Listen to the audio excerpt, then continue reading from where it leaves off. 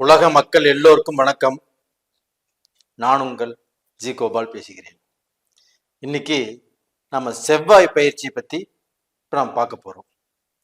இந்த செவ்வாய் பகவான் ஆப்பட்டது 26/8/2024 பெயர்ச்சியாகி 22/10/2024 இதனுடைய பெயர்ச்சி முடிவடைகிறது. கிட்டத்தட்ட உங்களுக்கு 58 நாட்கள்.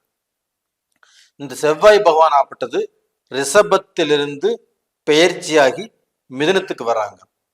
அப்படி மிதுனத்துக்கு வரக்கூடிய இந்த செவ்வாய் பகவானால் கடக ராசிக்காரங்களுக்கு என்ன பலன் நடக்கவிருக்கிறது அப்படிங்கிறது தான் இந்த பதிவில் நம்ம பார்க்க போறோம். இப்ப எல்லாருமே எனக்கு இந்த நாள் எப்படி இருக்கும், இந்த மாசம் எப்படி இருக்கும், இந்த வருஷம் எப்படி இருக்கும், இந்த மாதிரி எண்ணத்திலேயே செயல்பட்டு இருப்பாங்க. அதுக்கு எல்லாருமே தன்னுடைய ராசி பலனை பார்க்க ஆரம்பிப்பாங்க. அப்ப நமக்கு இந்த வாரம் எப்படி இருக்கும், இந்த நாள் எப்படி இருக்கும், இந்த வருஷம் எப்படி இருக்கும், நான் ஃபாரின் போவேனா, நான் வீடு கட்டுவேனா, எனக்கு கல்யாணம் ஆகுமா, என் குடும்பத்தில் இருக்கக்கூடிய பிரச்சனைகள் தீருமா, பிரிஞ்ச வாழ்க்கை ஒண்ணு சேர முடியுமா, நான் எதுலையுமே ஜெயிப்பனா, என்னுடைய வாழ்க்கை நல்லா இருக்குமா, இப்படிங்கிற பல கேள்விகளுக்கு அவங்க மனசுல வந்துட்டே இருக்கும். அந்த மாதிரி சமயத்துல தான் அவங்க எல்லாரும் வீடியோ பார்க்க ஆரம்பிக்கிறாங்க, அவங்களுடைய ராசி பலனை கேட்க ஆரம்பிக்கிறாங்க. அந்த வரிசையில தான் இந்த செவ்வாய் பகவானுடைய பயிற்சி. அப்ப இந்த செவ்வாய் பகவான் ஆப்பட்டது உங்களுக்கு 10ஆம் இடத்துக்கு உரிய கிரகம். அப்ப அந்த 10ஆம் இடத்துக்குரிய கிரகமாகப்பட்டது உங்களுடைய ராசிக்கு இப்ப 12ஆம் இடத்துல இருக்கிறாங்க. அப்ப அந்த 12ஆம் இடத்துல செவ்வாய் பகவான் இருக்கிறாங்கன்னா, அந்த செவ்வாய் பகவான் இருக்கிறது 12ஆம் இடம். அந்த செவ்வாய் பகவானுடைய பார்வையாகப்பட்டது உங்களுடைய ராசிக்கு 3ஆவது இடத்தை பார்க்கிறாங்க. அப்ப அந்த 3ஆவது இடத்தை அந்த செவ்வாயும் பார்க்கிறாங்க. அந்த ரிஷபத்துல இருந்து குரு பகவானும் உங்களுடைய ராசிக்கு 3ஆம் இடத்தை பார்க்கிறாங்க. அப்ப இந்த 3ஆம் இடத்தை 2 கிரகங்கள், ஒன்னு குரு பகவான், 2வது செவ்வாய் பகவான், இந்த 2 கிரகங்களும் 3ஆம் இடத்தை பார்க்கும்போது அங்கு குரு மங்கள யோகம் அப்படிங்கிறது ஒன்று உருவாகிறது. அப்ப இந்த குருமங்கள யோகத்தால் கடக ராசியில பிறந்த நீங்கள் இப்பொழுது அஷ்டம சனியின் பிடியில் இருந்து பல குழப்பத்துக்கு ஆளாகி, பல நெருக்கடிகளுக்கு ஆளாகி, தான் வாழ்ந்த வாழ்க்கையை தொலைச்சுக்கிட்டு, தான் செஞ்ச வேலையை இழந்து, தான் செஞ்சுட்டு இருக்கக்கூடிய பிசினஸ்லயும் நல்ல திருப்தி இல்லாமல்,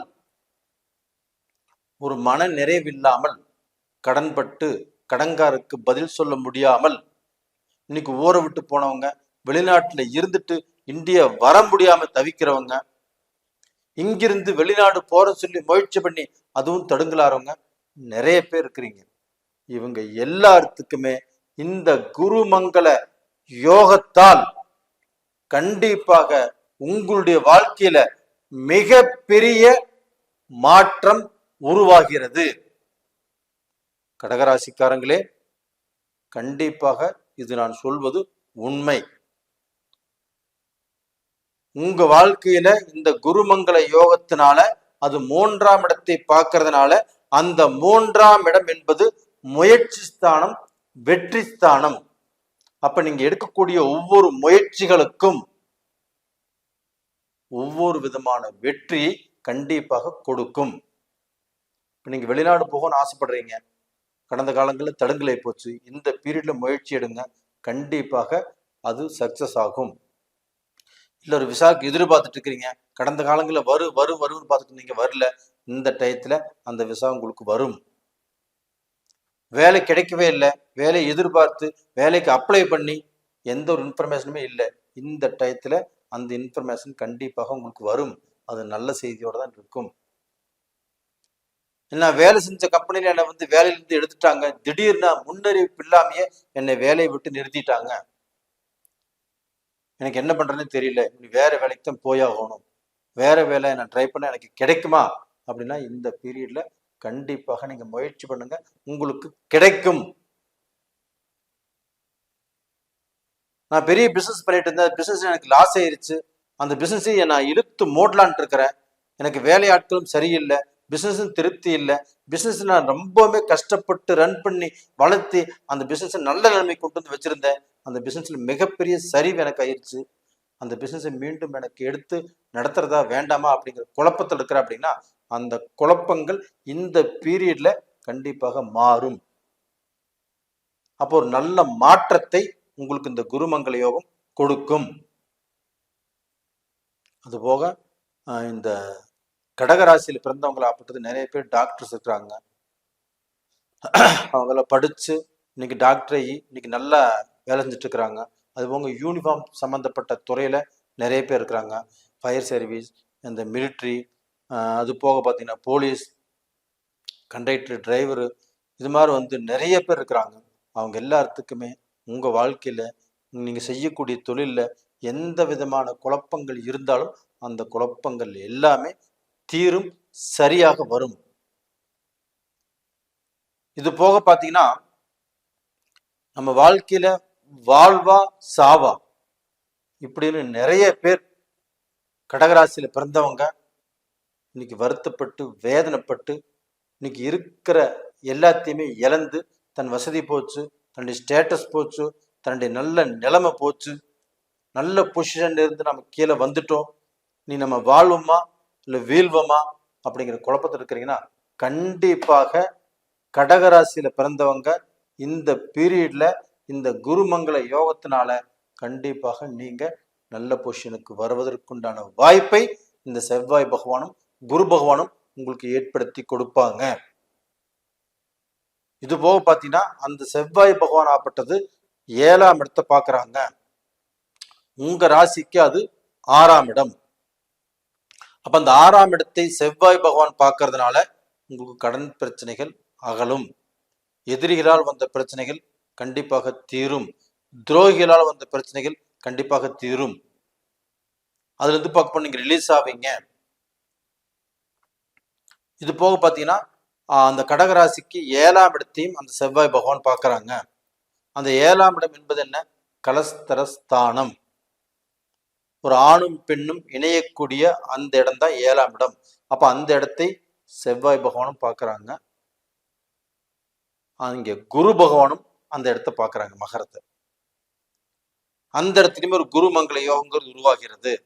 அப்ப இந்த குருமங்கள யோகத்தின் காரணமாக கடகராசியில பிறந்த ஆண் பெண் இருபாலருக்கும் கல்யாண வயசுல உள்ளவங்களுக்கு கண்டிப்பாக அந்த திருமணம் இப்ப முயற்சி பண்ணா கண்டிப்பாக நடக்கும்.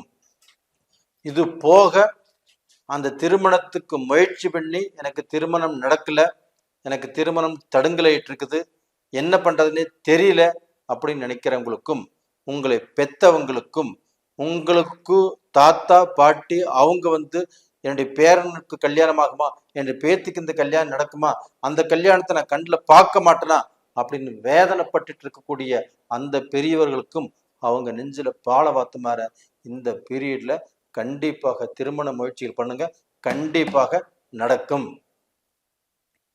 இது போக பிரிந்த குடும்பங்கள், நிறைய குடும்பங்கள் ஆப்பட்டது பிரிஞ்சு குழப்பத்துல இன்னைக்கு வாழ்ந்துட்டு இருக்கிறாங்க. இன்னைக்கு ஒரே வீட்டுல இருந்துட்டுமே 2 பேருமே பேசிக்காம குடும்பம் நடத்திட்டு இருக்கிறாங்க. ஒரு சிலர் பிரிஞ்சு போயிடலாமா அப்படிங்கிற எண்ணத்துல இருக்கிறாங்க. அதையெல்லாம் தயவு செய்து நினைக்காதீங்க, நெகட்டிவ் திங்ஸே நினைக்க வேண்டாம், உங்களுக்கு பாசிட்டிவா நினைக்க, அது எல்லாமே இந்த பீரியட்ல கண்டிப்பா உங்களுக்கு நடக்கும். அப்போ ஒரு 3வது மனுஷனுடைய சப்போர்ட்னால இல்லை உங்களுடைய சொந்த பந்தத்தினால உங்களோட பழக்கம் இருக்கிறவங்கனால அவங்க மூலியமாக உங்களுடைய குடும்ப பிரச்சனைகள் ஆகப்பட்டது தீரும். அப்ப ஏதாவது ரூபத்துல உங்களுடைய பிரச்சனைகள் தீரும், நீங்க நல்ல நிலைமைக்கு வருவீங்க, உங்க வாழ்க்கையில நீங்க நல்ல பொசிஷனுக்கு கண்டிப்பாக வந்தே தீர்வீங்க. இந்த அஷ்டம சனி காலகட்டத்துல பாதிக்கப்பட்டிருந்தாலும் இந்த பீரியடு உங்களுக்கு நல்ல விளைவுகளை தான் கொடுக்க முடியும், கண்டிப்பாக கெட்ட ரூட்ல போறதுக்கு விடாது. கெட்ட ரூட்ல போனவங்க, மனைவியை விட்டுட்டு வேற பெண் தொடர்பு அதை நம்பி போனவங்க, அதே சமயத்துல பார்க்க போனோம் பெண் ஆப்பட்டது கணவரை விட்டுட்டு வேற தப்பான வழியில போனவங்க, அவங்க எல்லாத்துக்குமே மாற்று வழி கிடைக்கும், நல்லது நடக்கும். அப்போ டோட்டலா பார்த்தீங்கன்னா இந்த பீரியட் நல்லா இருக்குது. இந்த சமயத்தில் நீங்கள் வணங்க வேண்டிய தெய்வம் எடுத்துட்டீங்கன்னா கண்டிப்பாக குரு பகவானையும் வணங்குவாங்க, செவ்வாய் பகவான் திருச்செந்தூர் முருகனையும் வணங்குவாங்க. கண்டிப்பாக நல்லா இருப்பீங்க. இப்போ டோட்டலாக இந்த பதிவு பிடிச்சிருக்குன்னு நினைக்கிறேன். பிடிச்சிருந்தா லைக் பண்ணுங்க, சப்ஸ்கிரைப் பண்ணுங்க, உங்கள் சொந்த பந்தங்களுக்கும் ஷேர் பண்ணுங்க. உங்களுடைய ஜென்ம ஜாதகத்தில் நடக்கக்கூடிய தசாபுத்திகள் உங்களுக்கு சாதகமாக பாதகமாக பார்த்துக்கோங்க. ஏன்னா ஒருத்தருடைய ஜாதகம் தான் உங்களுடைய தலையெழுத்தை நிர்ணயம் பண்ணும். அப்போ இப்போ நடக்கக்கூடிய தசைகள் சாதகமாக பாதகமான்னு பார்த்துக்கோங்க. அப்படி பார்க்கணும்னு விருப்பப்பட்டால் கீழே 2 நம்பர் கொடுத்துருக்குறோம், கான்டாக்ட் பண்ணுங்க.